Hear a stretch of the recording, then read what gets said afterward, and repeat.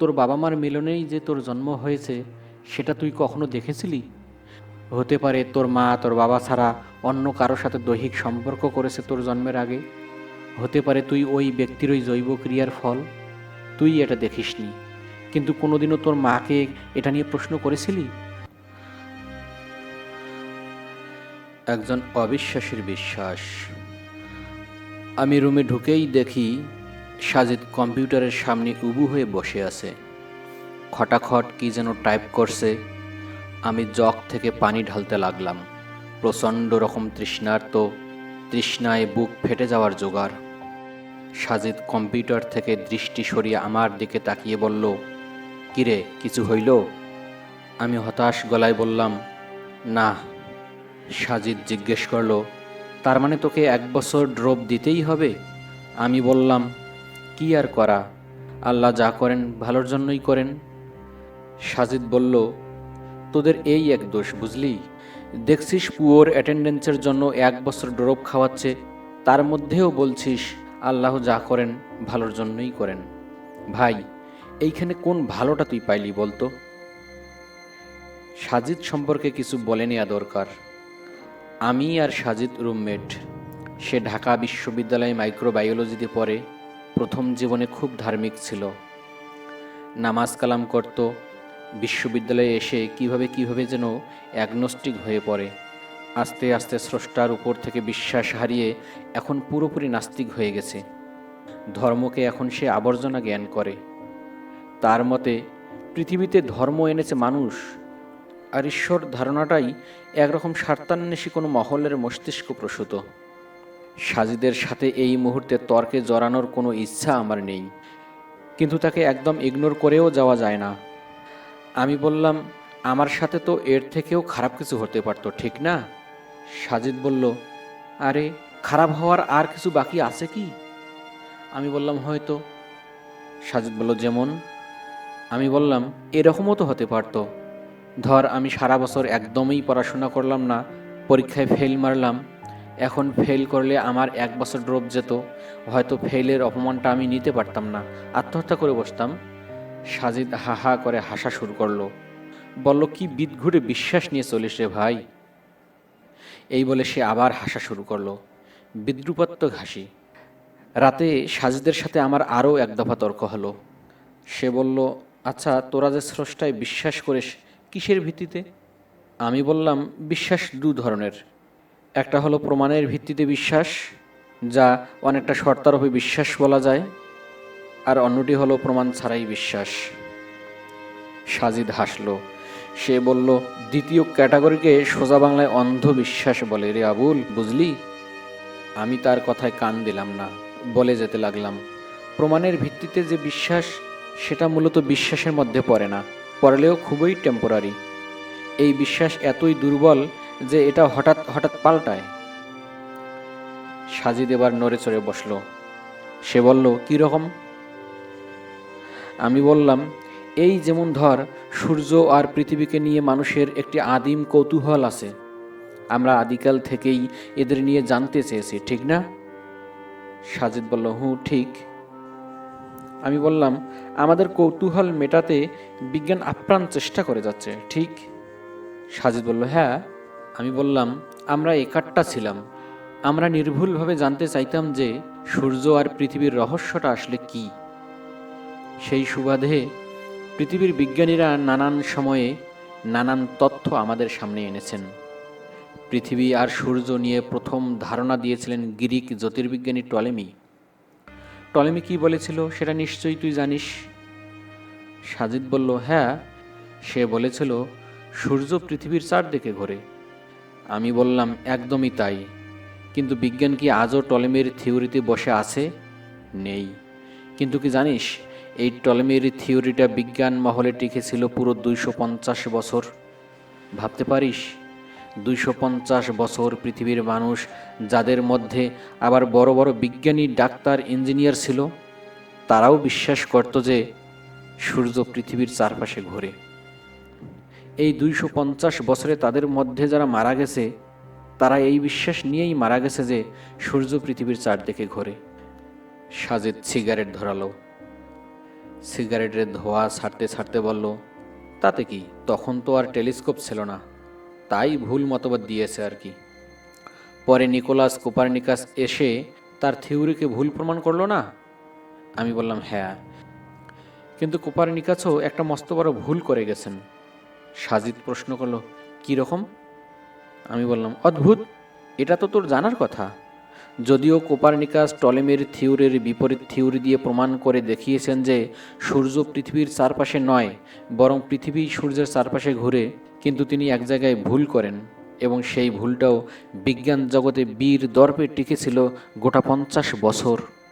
সাজিদ বলল, কোন ভুল? উনি বলেছিলেন পৃথিবী সূর্যকে কেন্দ্র করে ঘোরে, কিন্তু সূর্য ঘুরে না, সূর্য স্থির।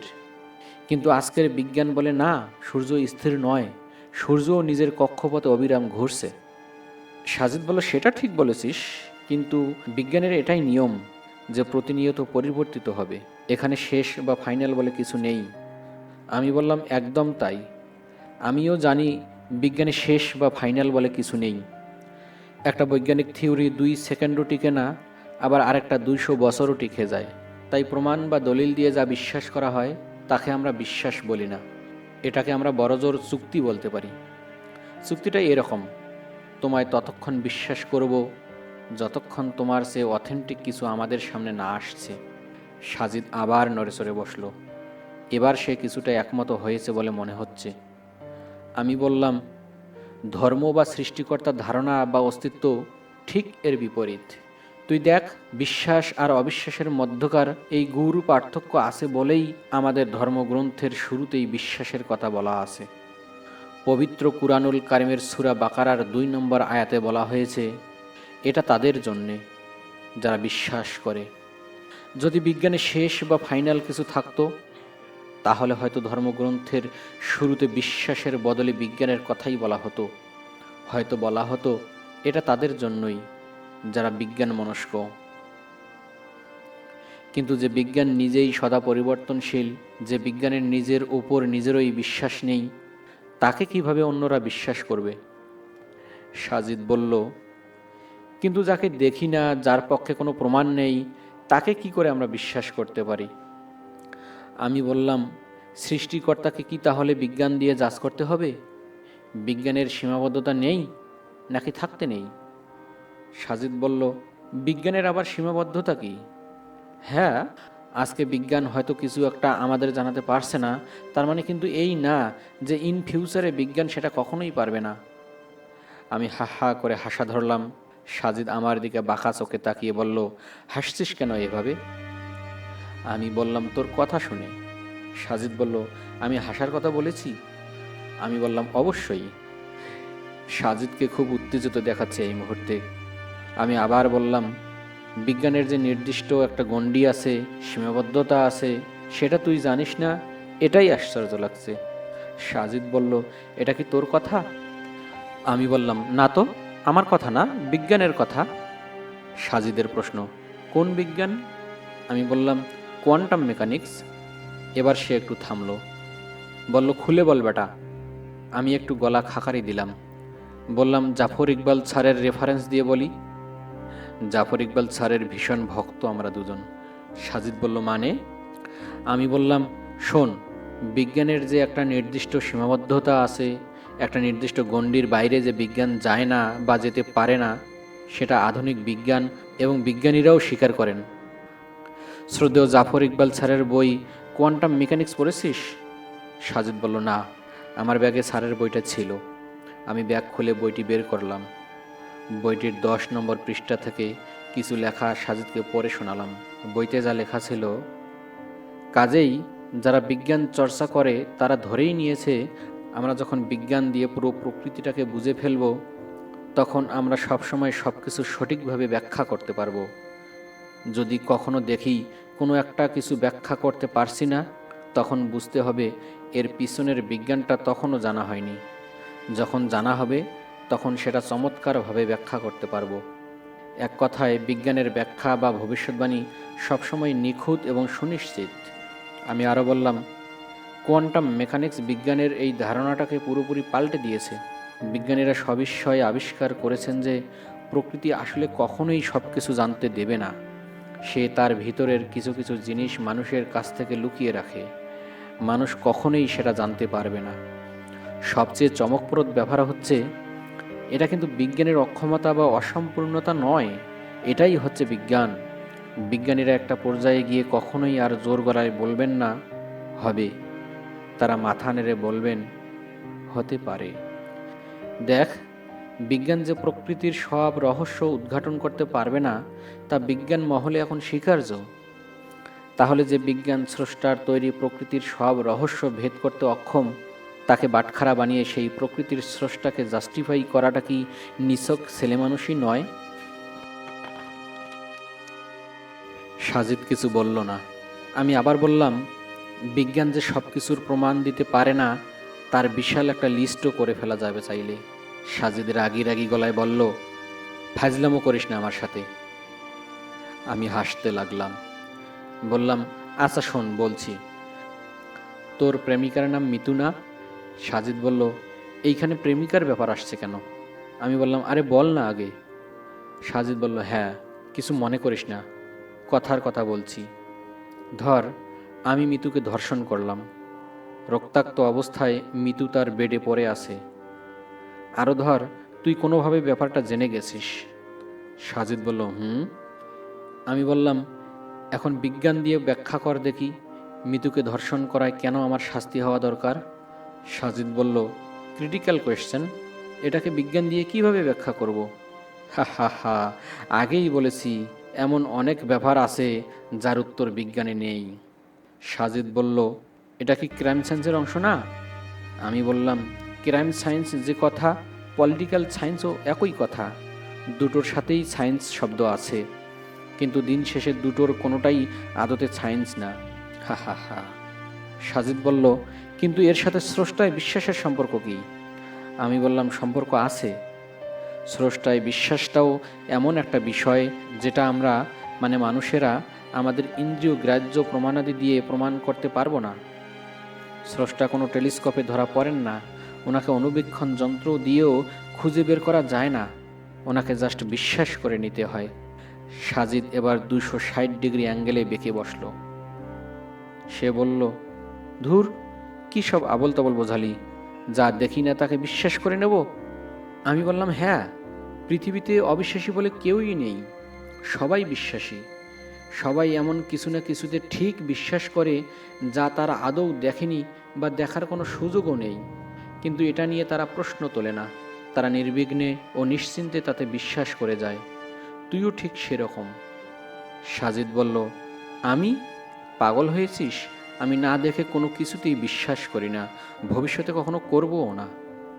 বললাম, তুই এখনও না দেখে অনেক কিছুই বিশ্বাস করিস, এবং এটা নিয়ে তোর মধ্যে কোনোদিন কোনো প্রশ্নও জাগেনি। আজকে এই আলোচনা না করলেও হয়তো জাগতও না। সে আমার দিকে কৌতূহলী তাকিয়ে রইল। বললাম, জানতে চাস? সাজিদ বলল, হুম। আবার বলছি, কিছু মনে করিস না, যুক্তির খাতিরে বলছি। সাজিদ বলল, ঠিক আছে, বল। বললাম, আচ্ছা, তোর বাবা মার মিলনেই যে তোর জন্ম হয়েছে, সেটা তুই কখনো দেখেছিলি? বা এই মুহূর্তে কোনো এভিডেন্স আছে তোর কাছে? হতে পারে তোর মা তোর বাবা ছাড়া অন্য কারোর সাথে দৈহিক সম্পর্ক করেছে তোর জন্মের আগে। হতে পারে তুই ওই ব্যক্তির ওই জৈব ক্রিয়ার ফল। তুই এটা দেখিসনি, কিন্তু কোনোদিনও তোর মাকে এটা নিয়ে প্রশ্ন করেছিলি?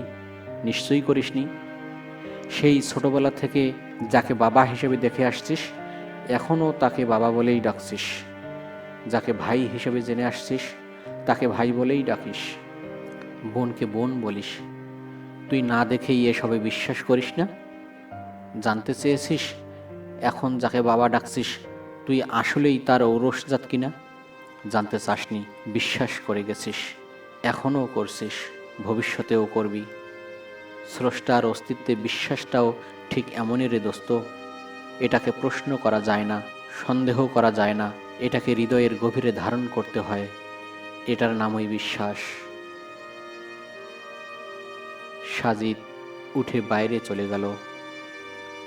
ভাবলাম, সে আমার কথায় কষ্ট পেয়েছে হয়তো। পরের দিন ভোরে আমি যখন ফজরের নামাজের জন্য ওযু করতে গেলাম, দেখলাম আমার পাশে সাজিদ এসে দাঁড়িয়েছে। আমি তার মুখের দিকে তাকালাম। সে আমার চাহনির প্রশ্নটা বুঝতে পেরেছে। বুঝতে পেরে বলল, নামাজ পড়তে উঠেছি। দর্শক, এই ছিল আরিফ আজাদের লেখা প্যারাডক্সিক্যাল সাজিদ বইয়ের প্রথম গল্প, একজন অবিশ্বাসীর বিশ্বাস।